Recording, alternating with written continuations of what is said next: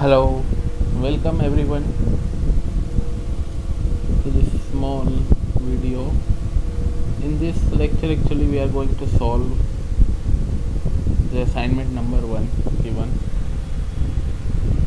So, the basic purpose of assignment number 1 was to expose you to different problems that can arise in a power electronic circuit.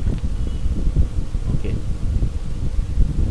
so you should know how challenging it can become to solve a simple problem, a problem that looks so simple, but it might turn out to be difficult problem if you don't have your concept clear about that. Okay, so the till now what I have been seeing, what I have been observing is that most of the students, in fact majority of the students, are just copy pasting all the solution, which is not a good practice. Okay, so anyway, let's start with the problem number 1. Here we have given a thyristor with RL load, and there is a freewheeling diode connected across the load, and the supply is 200 sine 100 pi t. Okay, and the problem was to find out average current, average output voltage, peak to peak voltage with alpha equal to 60 degree. Okay, so I was hoping that this part of the problem was simple, so most of you should be able to solve it, but even in that there are a lot of problems. Okay, so let's solve the first part. So we are given alpha equal to 60 degree. Okay, now we need to find out what is the I average. Okay, so the first mistake that the students did is that you are not able to identify what is the V naught. Okay, some people drew the waveform of output voltage and they were doing a lot of mistake in that. Why? Because the load is, normally what happened in the class when we did the analysis, we assume this to be the load voltage, but here this is the VD, or the voltage across the diode. Okay, so in the class we assume this is the load voltage, so load, we assume that load is RL. Okay, but in this problem the load is not RL, the load is only R, which is connected in series with the L. So this was the V naught.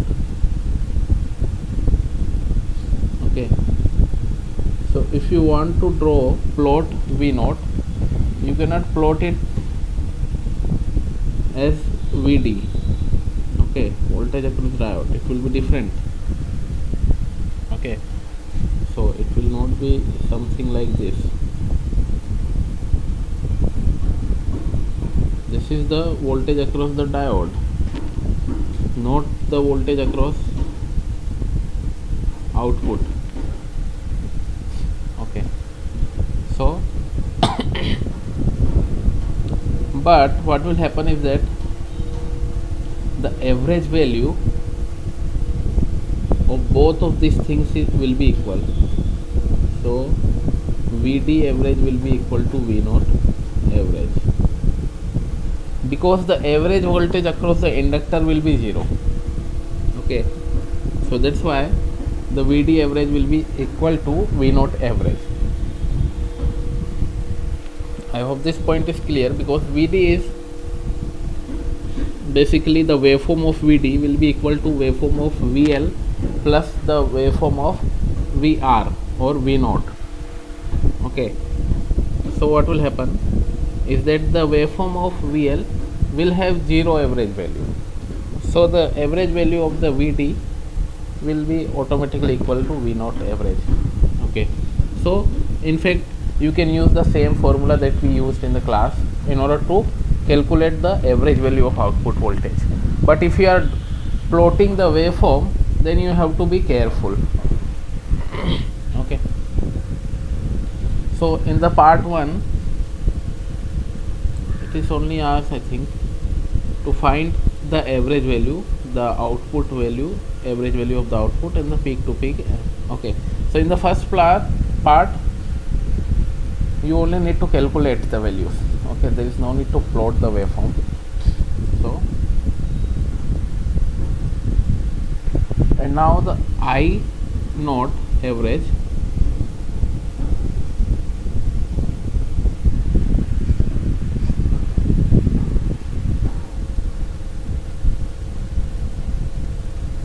I naught average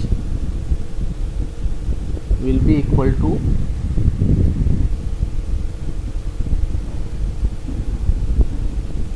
V naught average divided by R. Okay, this is the relation for the resistor. If the resistor is there, then we can write this for the resistor only. Okay, so here we can write it like this.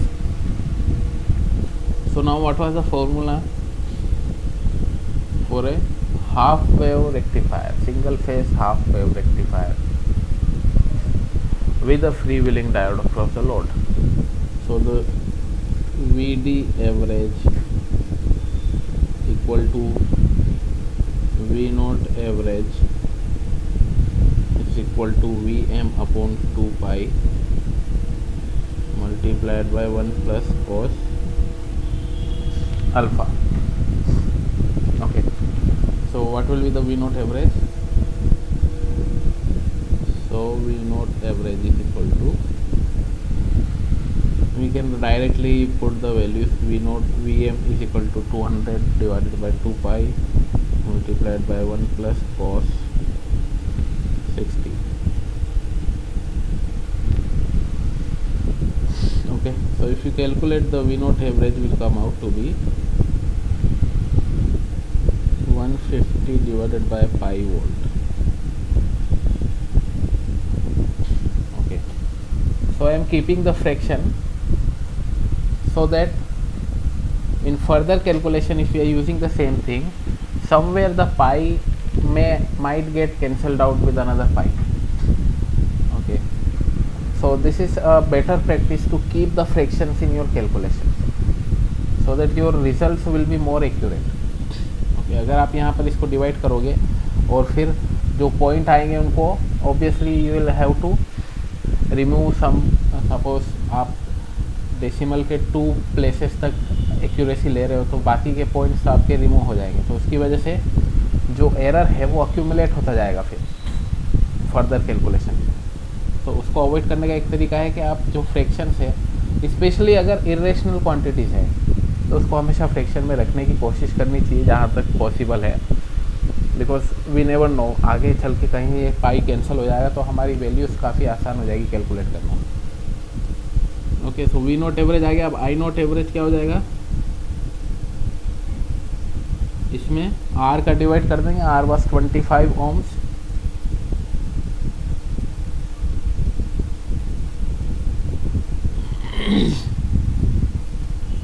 So this is coming out to be 6 by pi ampere. Okay, so I think this is the first part here. अच्छा, peak to peak. Okay, so now अब V naught peak to peak आपको plot करना है यहाँ पर.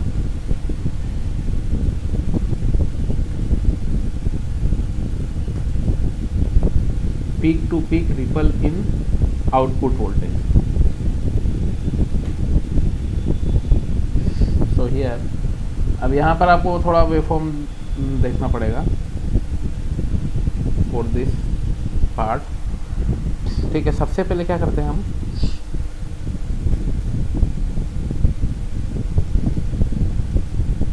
General sine wave एक बना लेते हैं.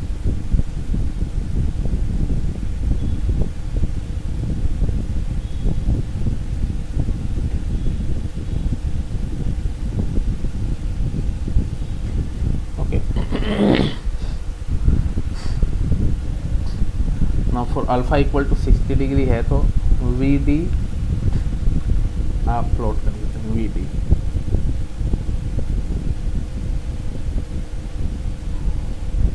This will be the voltage across the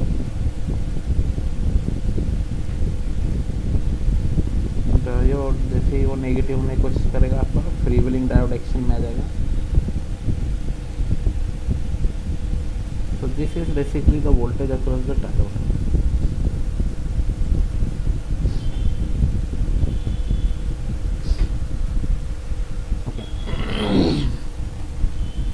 तो जो आपका R और L का कॉम्बिनेशन है उसको बेसिकली जो वोल्टेज यहाँ पर है this is the VD voltage. Okay, तो इसी के अकॉर्डिंग यहाँ पर करंट फ्लो होगा और करंट की जो वेवफॉर्म होगी जैसा कि हम पहले भी डिस्कस कर चुके हैं कुछ इस तरीके से होगी. तो बेसिकली एक काम करते हैं, ये जो V0 है और ये VL है प्लस माइनस VL. तो हमको पता है कि जैसे ही थाइस्टर T1 कंडक्ट करेगा, ओके, तो ये भी देख सकते हैं यहाँ पर थाइस्टर T1 आपका कंडक्ट कर रहा है. यहाँ पे जो भी करंट है that will be flowing through the diode. Okay,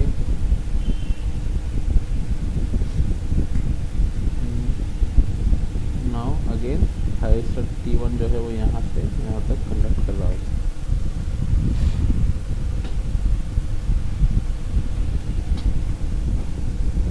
basically diode यहाँ तक कंडक्ट कर रहा है और फिर उसके बाद थाइस्टर T1. ओके, तो जब भी थाइस्टर T1 कंडक्ट करेगा, ऊपर सर्किट में देखते हैं, थाइस्टर T1 कंडक्ट करेगा तो जो इंडक्टर के क्रॉस जो करंट है वो इंक्रीज करेगा. ओके, और जब डायोड कंडक्ट करेगा तो करंट एक्सपोनेंशियली डीके करेगा. ओके, क्योंकि जब थाइस्टर T कंडक्ट कर रहा है तो जो इंडक्टर है वो सप्लाई से कनेक्टेड है और इंडक्टर में एनर्जी स्टोर हो रहा है. इसका मतलब कि एनर्जी मतलब करंट उसका इंक्रीज कर रहा है. जब डायोड डी कंडक्ट कर रहा है तो इंडक्टर का जो एनर्जी है वो डिसिपेट हो रहा है through resistance and the diode. तो ऑब्वियसली उसका करंट एक्सपोनेंशियली डीके कर रहा है. ओके, तो ये हम क्लास में भी कई बार डिस्कस कर चुके हैं. तो करंट का वेवफॉर्म डिपेंड करेगा आपका करंट. अब हमने देखा था कि एक पॉइंट ऐसा आएगा, जैसे जैसे करंट इंक्रीज करेगा तो V0 जो है, V0 क्या है basically out voltage across the register R.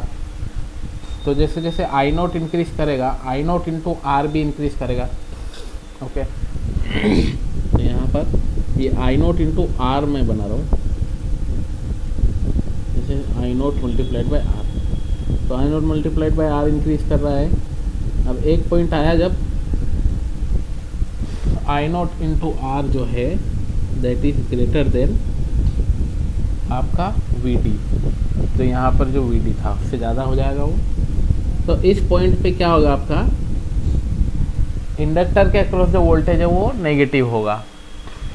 Okay, तो अब जैसे इंडक्टर के अक्रॉस वोल्टेज आपका नेगेटिव होने लगेगा तो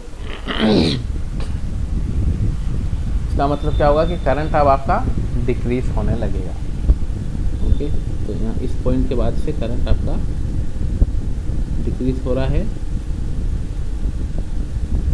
और यहाँ तक डिक्रीज होगा. इसके बाद फिर से करंट इंक्रीज करने लगेगा.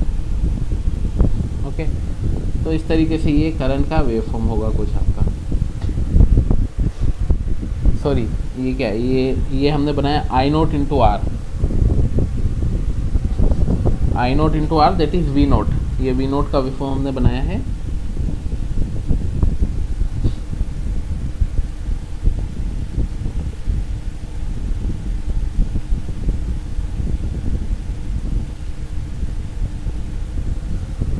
ओके, तो यहाँ पर अभी अब देखें कि जो ये जो वेवफॉर्म इसका हम दे देते हैं, this is I0 multiply by R that is equal to V0 T. तो बेसिकली V0 जो है आपका उसका वेवफॉर्म इस तरीके से होगा. ठीक है, जो ब्लैक इंक में जो बनाया है वो वीडी का वेव फॉर्म है, वोल्टेज अक्रॉस द डायोड, या फिर voltage across the RL load. तो अभी ये वी नोट का, अभी इसमें आपको देखना है कि पीक टू पीक रिपल देखना है इस वाले, ठीक है। तो ये इसका मैक्सिमम वैल्यू है, सपोज इसको हम V1 बोल देते हैं, और ये मिनिमम वैल्यू होगा, ये V2 होगा, ठीक है। तो स्टडी स्टेट में क्या होगा कि V1 V2 आपका कांस्टेंट रहेगा, ठीक है, ये चेंज नहीं होगा स्टडी स्टेट में। सो नाउ अब हमको कैलकुलेट करना है V1 माइनस V2, ओके। तो अब ये कैलकुलेट कैसे करें, ठीक है। तो हमने क्या देखा था, जब स्टार्टिंग के फर्स्ट या सेकंड लेक्चर में ही हमने ये बात डिस्कस की थी कि आपको ये जो कंप्लीट एनालिसिस जो करना है, इसको करने का हमने एक तरीका बताया था। तरीका क्या था कि जो एरिया अक्रॉस द वोल्टेज जो है, मतलब इंडक्टर का जो वोल्टेज है, बेसिकली इंडक्टर का वोल्टेज अभी हम देखें तो कैसा है, इंडक्टर का वोल्टेज क्या है, Vd जो है आपका, ऊपर आप देखोगे सर्किट में तो Vd इक्वल टू है VL प्लस VR। तो जो इंडक्टर का वोल्टेज है that is equal to Vd minus VR, ये आपके इंडक्टर के अक्रॉस वोल्टेज है, ठीक है।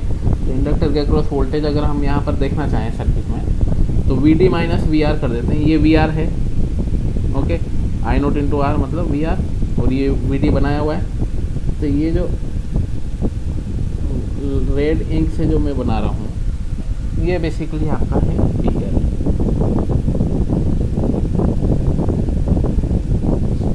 ठीक है। तो VL में आपको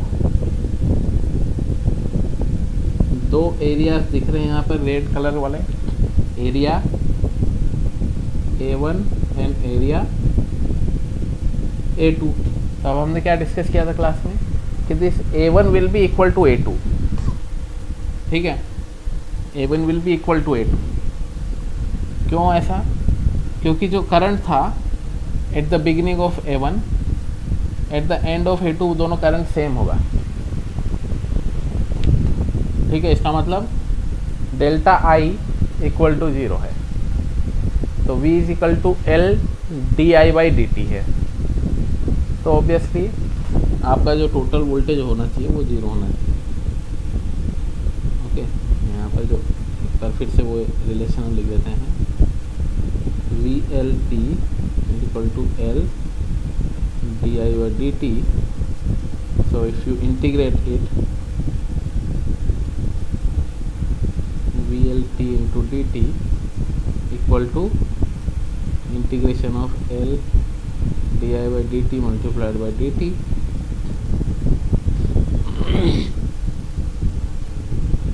ठीक है। तो दिस इंटीग्रेशन जो है VLT dt का that is equal to L integration of di, okay. So यहाँ पे आप क्या लिख सकते हो, इसको दो तरीके हैं लिखने समझने के। एक तरीका आप इस तरीके से समझ सकते हो कि जो चेंज इन करंट है, इंटीग्रेशन ऑफ डी आई, इसका मतलब इसको delta I will be equal to 1/L into area under the voltage curve, okay. Area जो भी है, ये एरिया इंडक्टर के वोल्टेज का जो एरिया है, ये क्या एरिया निकाला है यहाँ पर हमने, जिस इंटीग्रेशन जो भी इसका टाइम लिमिट होगा T1 से T2 तक, तो T1 से T2 तक करंट में कितना चेंज आएगा that will be depending on this area, okay. तो यहाँ पर लिख देते हैं T1 एंड T2, ठीक है। तो बेसिकली यहाँ पर हम क्या लिखेंगे कि जो I है T2 माइनस I T1, इसकी वैल्यू क्या होगी 1/L इंटू जो इंटीग्रेशन का वैल्यू होगा वो, ठीक है। T1 to T2 VLT DT, इसी को मैं ये एरिया बोल रहा हूँ। ठीक है, तो इसका मतलब चेंज इन करंट आपको निकालना है। तो अगर आपको वोल्टेज का इंडक्टर के अक्रॉस जो वोल्टेज है उसका एरिया आपको मिल गया तो आपको पता चल जाएगा कि करंट में कितना चेंज आया है। ठीक है, तो इस चेंज से ही आपको V0 के अक्रॉस चेंज भी पता चल जाएगा, क्योंकि पीक टू पीक रिपल आपको निकल जाएगी वहाँ से, अगर आपको कितना करंट में कितना चेंज आया, क्योंकि V0 equal to I into R। तो अब यहाँ पर देखो एरिया की बात जो कर रहे हैं हम, दो एरिया यहाँ दिख रहे हैं, A1 और A2। ठीक है, तो A1 जब है तब वोल्टेज इंडक्टर का पॉजिटिव था, वो वाला एरिया है, और A2 जब इंडक्टर का वोल्टेज नेगेटिव था, वो वाला एरिया है। ठीक है, तो अब टोटल, क्योंकि करंट अगर टोटल A1 प्लस A2 करेंगे तो वो 0 आएगा ऑब्वियसली, क्योंकि यहाँ पर जो ये अगर इसको आप T1 मानो, suppose this is some time T1 और ये कोई टाइम है T2। ठीक है, तो IT2 माइनस IT1 कितना है यहाँ पर 0। ठीक है, so that means the area जो है इंडक्टर के वोल्टेज के across T1 to T2 that area should be equal to 0। ठीक है, और वो जो एरिया है वो total area that is equal to A1 plus A2। So A1 plus A2 is equal to 0। ठीक है, तो ये लॉजिक था वहाँ पर A1 और A2 को बोलने का। तो अब यहाँ पर हमको रिपल निकालना है, तो रिपल निकालने के लिए अगर हमको एरिया पता चल गया तो हम रिपल निकाल लेंगे। ठीक है, तो रिपल निकालने के लिए आपको क्या करना है, T1 T2 को माइनस नहीं करना है। ठीक है, रिपल निकालने के लिए हम क्या करेंगे, कहाँ से माइनस करेंगे, ये वाला जो है पार्ट, इसको हम T2 अज्यूम कर रहे हैं। सपोज इसको T1 ही बोल देते हैं। ओके, दिस इज T1 और दिस इज T2। ओके, तो T2 minus T1 will be equal to this area divided by L। Okay, तो यहाँ से हमको रिपल मिल जाएगा, पीक टू पीक रिपल कितना है करंट में, और वोल्टेज में निकालना है तो वोल्टेज के लिए हम उसमें R का मल्टीप्लाई कर देंगे तो हमको वो मिल जाएगा। ठीक है, तो अब इस एरिया को कैसे निकालें, एरिया A2 हम निकाल लेते हैं। तो एरिया A2 अब कैसे निकलेगा। ठीक है, तो एरिया A2 निकालने के लिए बेसिकली हमको ये देखना पड़ेगा। ठीक है, एक तरीका है इसका काफ़ी लंबा प्रोसेस जिससे आपका एक्यूरेट वैल्यू निकलेगा।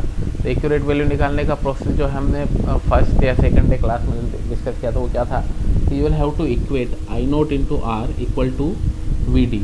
अब VD की इक्वेशन में इसको इक्वल टू इसके लिखोगे तो वहाँ से आपको फिर इक्वेशन सॉल्व करना पड़ेगा, और फिर वहाँ से आपको एग्जैक्टली ये T1 की वैल्यू मिलेगी। ठीक है, और फिर T1 की वैल्यू में फिर क्या करेंगे, यहाँ पर जो I0 इंटू R है माइनस 0 करना होगा वहाँ से, और कहाँ तक T2, तो T2 वो क्या है आपका बेसिकली 2 पाई प्लस अल्फ़ा वहाँ तक। ओके, फिर वहाँ से आपको ये एरिया मिल जाएगा इसको। और एक तरीका ये है। अब दूसरा तरीका क्या है, दूसरा तरीका में बेसिकली हम क्या करते हैं, आप देखो यहाँ क्वेश्चन में भी दिया हुआ है कि peak to peak ripple calculate करनी है अज्यूमिंग रिपल इज़ स्मॉल। ठीक है, तो अगर ये अज्यूमशन हम लगा रहे हैं कि रिपल इज़ स्मॉल, तो हम क्या करते हैं, यहाँ पर रिपल को स्मॉल अगर हम अज्यूम करेंगे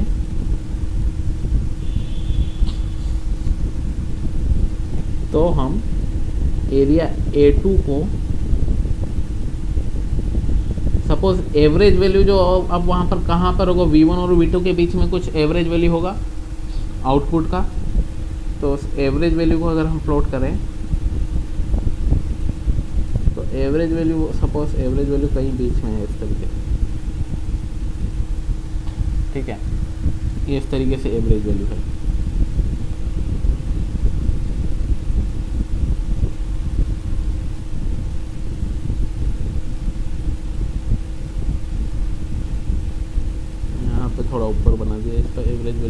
तरीके से है, ठीक है। तो अब ये ग्रीन कलर में एवरेज वैल्यू हमने दिया हुआ है, ओके। तो एवरेज वैल्यू है, हम देख रहे हैं कि यहाँ पर ये जो एरिया A2 और अब एक और एरिया को हम कंसिडर कर रहे हैं विच इज दिस एरिया,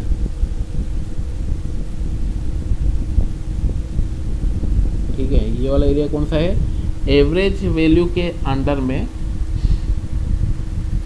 पाई से लेके 2 पाई प्लस अल्फा तक जो एरिया बन रहा है, इस एरिया को ले रहे हैं, ठीक है। तो अगर रिपल स्मॉल है तो हम अप्रोक्सीमेटली ले सकते हैं कि area A2 is equal to this area,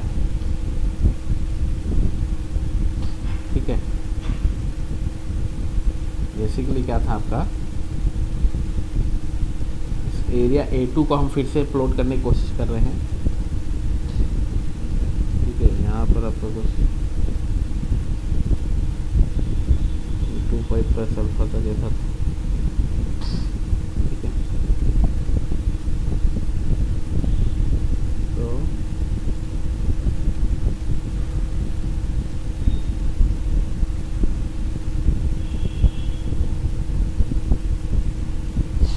okay, तो एरिया A2 हमने देख रखा है ऊपर। अब हम इस एरिया A2 को, ये जो एरिया है ग्रीन कलर वाला एरिया, मतलब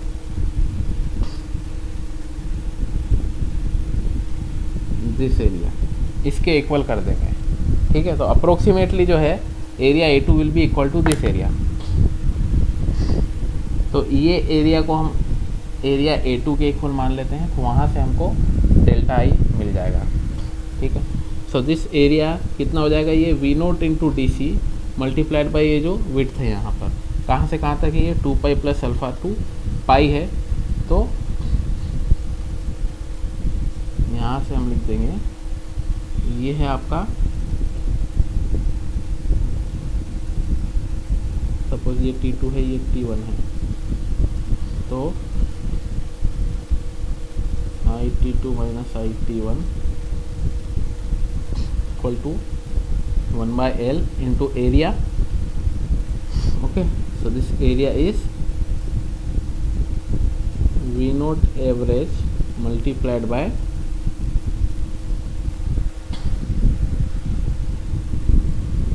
एंगल निकाल लेते हैं divided by omega into T equal to निकाल लेते हैं, फिर टी निकालने के लिए उसमें ओमेगा का डिवाइड कर देंगे, okay.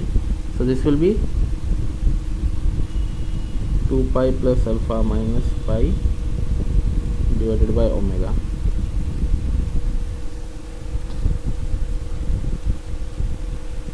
And this will be minus, यहाँ इसके आगे माइनस लगाना पड़ेगा आपको, ठीक है, क्योंकि VD 0 है, VD माइनस VR आप निकाल रहे हो यहाँ पर, तो VR का वैल्यू VD 0 है, तो ये माइनस में है ये वैल्यू। तो यहाँ से आपको रिपल मिल जाएगा delta I 1/L minus V0 average की वैल्यू है हमारे 150 डिवाइडेड बाय पाई, ओके। और अल्फ़ा इक्वल टू 60 है, मतलब π/3 है। So pi plus π/3 is equal to 4 π/3,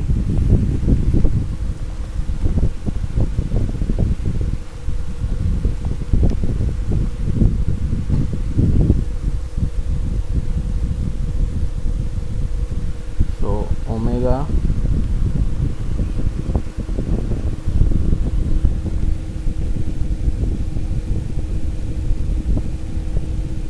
multiplied by 4 π/3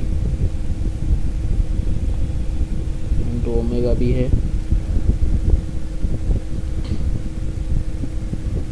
तो delta I will be equal to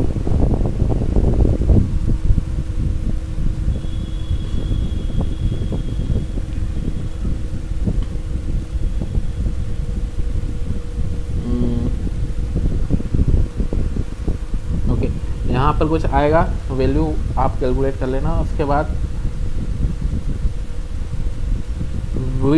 peak to peak निकालना है voltage, peak to peak voltage, उसमें क्या करेंगे, आर का मल्टीप्लाई करना पड़ेगा आपको डेल्टा आई में। तो वो क्या वैल्यू आएगी वो देख लेते हैं हम। सो आर का वैल्यू है 25, ओके, और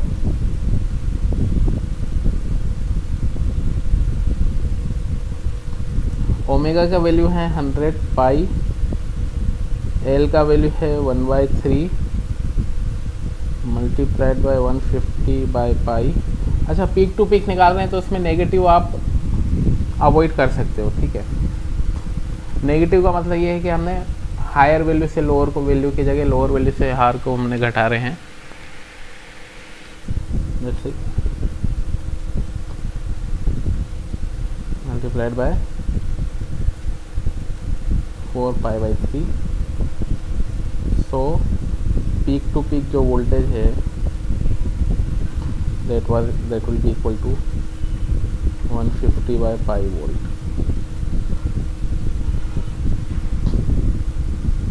ठीक है, तो this is the peak to peak voltage. अब ये peak to peak voltage is equal to हमारा V0 DC हो गया है, लेकिन ये कोइंसिडेंस है, ऐसा हमेशा नहीं होगा। Okay, so this is the peak to peak voltage. तो ये तो था पार्ट 1। ओके, तो ये बेसिकली दिस वर्क्स, ये अप्रोक्सीमेशन जो है एग्जैक्ट अप्रोक्सीमेटली काफ़ी ज़्यादा एग्जैक्ट वैल्यू आपको देगा if the ripple is small, मतलब रिपल इतना ज़्यादा नहीं है। नॉर्मली हम इसी को अप्लाई करते हैं जब भी हमको रिपल इस तरीके के सर्किट्स में निकालना होता है, then we use this formula.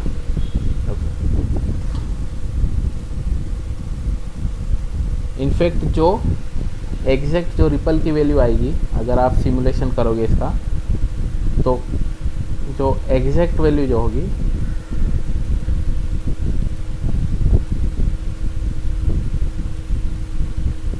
that will be approximately 46.65 volt.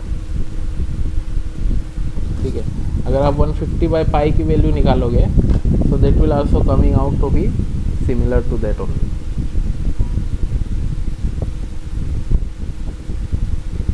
150/π है आपका, पाई है आपका 47.74 वोल्ट। ओके, तो आप देख सकते हो कि हमारा जो अप्रोक्सीमेशन है that is quite accurate. Okay,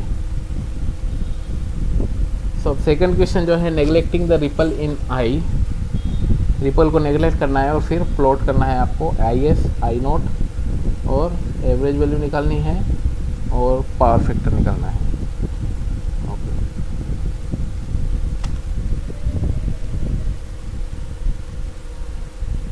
so the second part,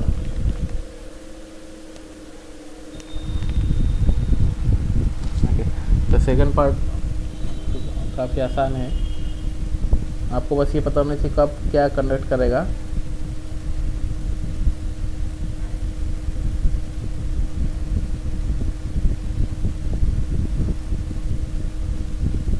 अब यहाँ पर जब अल्फ़ा टू पाई है, alpha two pi, this is alpha, इस पाई, यहाँ पे कहीं 2 पाई है and this is again 2 pi plus alpha, तो 2 पाई प्लस अल्फ़ा से आगे सेम वेवफॉर्म इस तरीके से रिपीट हो रहा है। ये है आपका IS,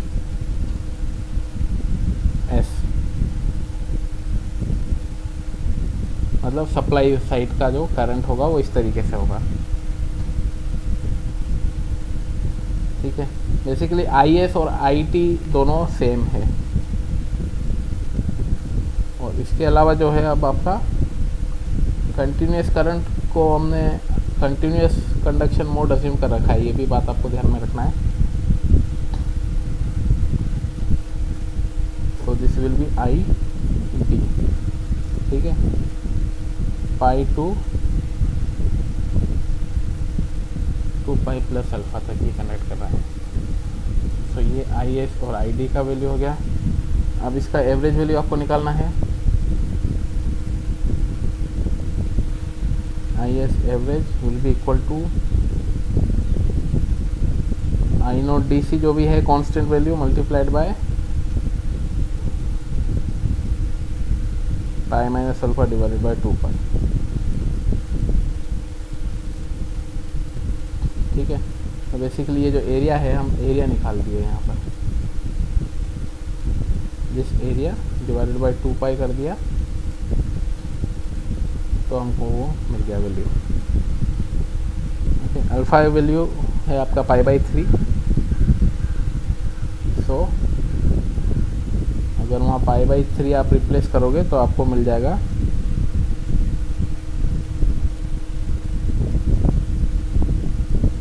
I naught D C by 3। I naught D C की वैल्यू रखोगे तो 2 बाई पाई एम्पियर आपका आई एस एवरेज हो गया। ठीक है,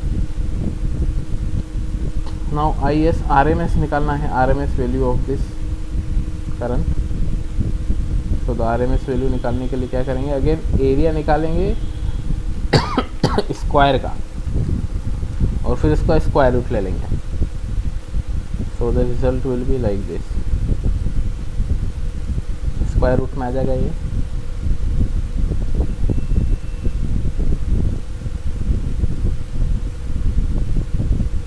yes RMS will come out to be I naught DC divided by root 3. So this will be 2 root 3 by pi ampere. Okay. अब ID average पूछा जा रहा है, तो ID एवरेज निकालने के लिए same I naught DC multiplied by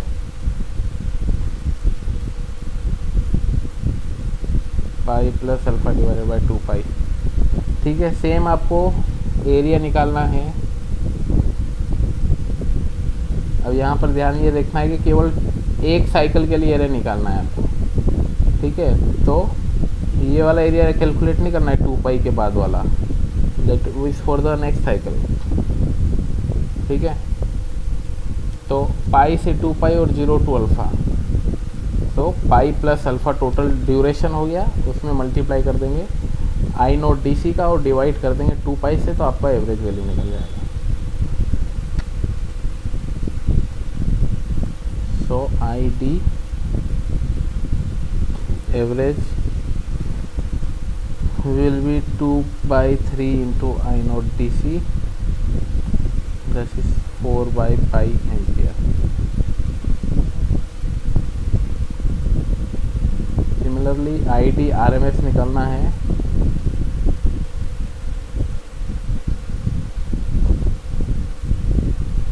that will come out to be I naught DC divided by multiplied by square root of 2/3. This will be 2 root 6 by pi ampere. ठीक है, ये सब value calculate कर लिया हमने। Next इसमें पूछा था पावर फैक्टर। ठीक है, तो पावर फैक्टर निकालना है।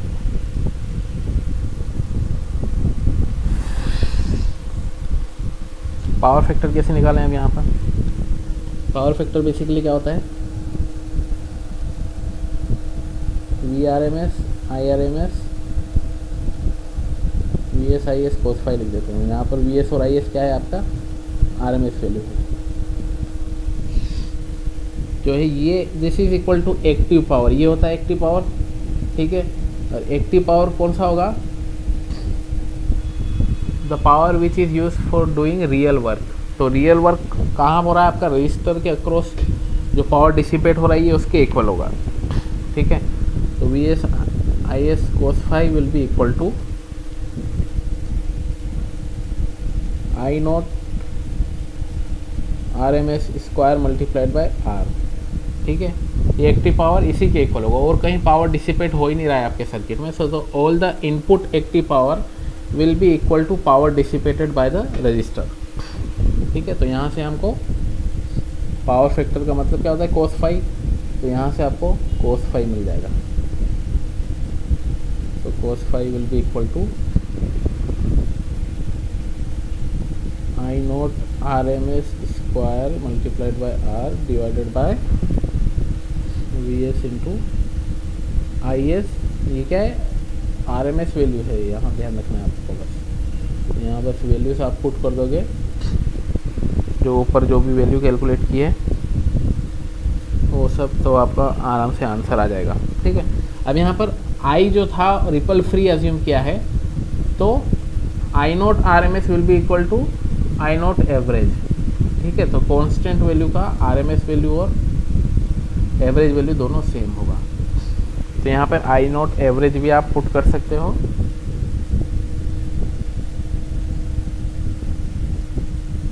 तो this is only true for ripple free current.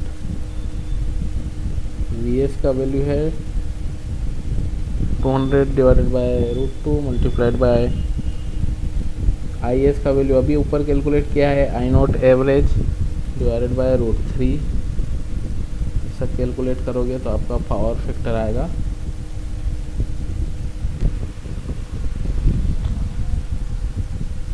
0.58। अब इंडक्टर लगा हुआ है सर्किट में, तो आपको ज़्यादा दिमाग लगाए बिना समझ लेना है कि this is lagging power factor. ठीक है, this is the power factor, या फिर इसको इनपुट पावर फैक्टर भी बोलते हैं। दूसरा होता है आपका डिस्प्लेसमेंट पावर फैक्टर। ठीक है, तो displacement power factor will be equal to cos alpha which is equal to cos 60 degree, मतलब 0.5 लाइक। ठीक है, so this is the question number 1, solution of question number 1. Okay, so step by step आपको process करते जाना है, आगे आगे बढ़ते जाना है, आपका सॉल्यूशन मिल जाएगा, आंसर आ जाएगा आपको। ठीक है, लेकिन